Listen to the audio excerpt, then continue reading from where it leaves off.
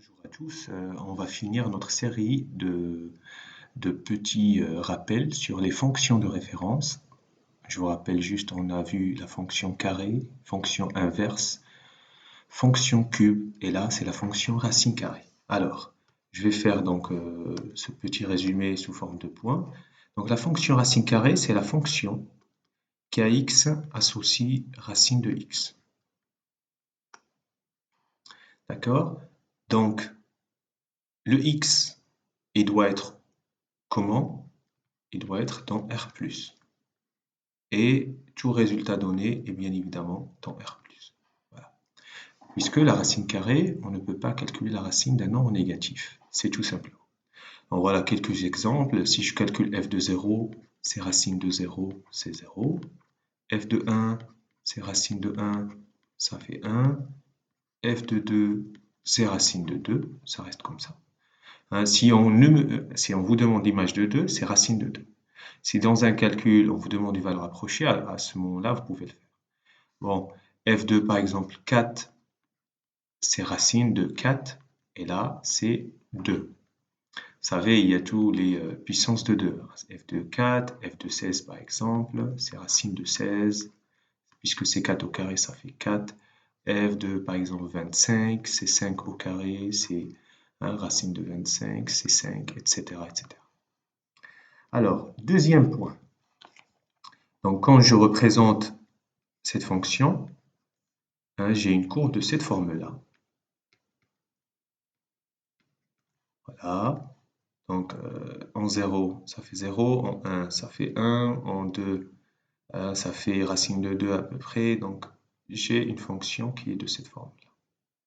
Voilà. Je ne sais pas très bien, mais c'est comme ça. Voilà. Donc, ça, c'est la deuxième chose. C'est la courbe de la fonction racine carrée. Donc, il n'y a pas d'élément de symétrie, il n'y a pas de parité, il n'y a rien. Voilà. Alors, troisième point, c'est que la fonction racine carrée est strictement croissante sur R+. Donc, R, elle est strictement croissante. L'image de 0, c'est 0, c'est pas grave si je le... D'accord? Alors, qu'est-ce qu'il y a d'autre? Alors, il y a une propriété extrêmement importante, c'est inégalité triangulaire.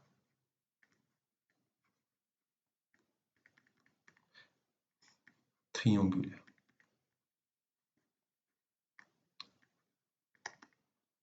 Alors, d'accord, qu'est-ce que c'est? Donc, pour tout A, B dans R+,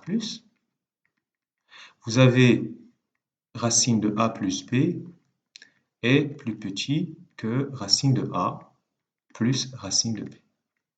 Donc, il y a égalité si A égale B. Vous voyez, c'est A égale B égale 1 par exemple. 1 plus 1.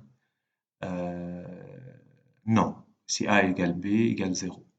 Parce que si je prends A égale B égale 1, racine de 2, et à droite, c'est racine de 1 qui est 1, plus racine de 1, donc ça fait 1. Alors, donc, remarque, pour comme ça, on va faire attention à ça. Si A égale B égale 1, à gauche, j'obtiens racine de 2, c'est plus petit que 1 plus 1 qui est de 2. Vous voyez? Donc, si A égale B égale 0, j'ai à gauche 0, inférieur de 0. Mais, en général, vous n'avez pas, voilà, pour tous les autres cas, vous avez inégalité. En fait, d'où ça vient? Alors, si on veut le démontrer, on peut faire ici racine de A plus B, on peut faire voilà, A plus B, le tout au carré, inférieur à racine de A plus racine de B, le tout au carré.